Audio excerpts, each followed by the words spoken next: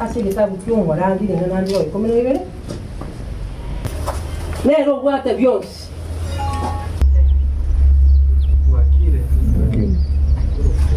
alimuona wakafanya kazi na yeye mwiseko. Kenya is a democratic country. Hakuna haja ya watu kufanya vurugo.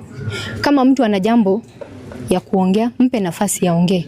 Kama unaona hiyo maneno haujachukulia vizuri, muelezee kwa njia ya upole. Si lazima vurugo.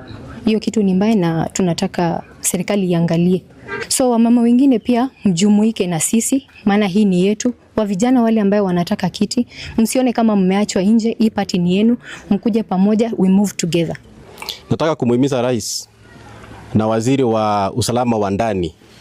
Hii maneno inaendelea ya gunism na violence. Sisi tunataka kama chama tukue na mikutano ya amani na tunataka kuona amani Kenya.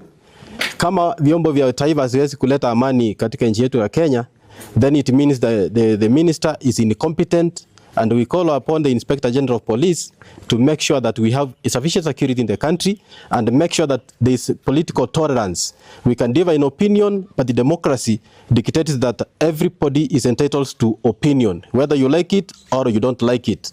We compete on ideology, not on violence. Kwa sasa mkiangalia uongozi ya NRM tunaongozwa sana na wamama na vijana, ndio tumepewa kipaumbele.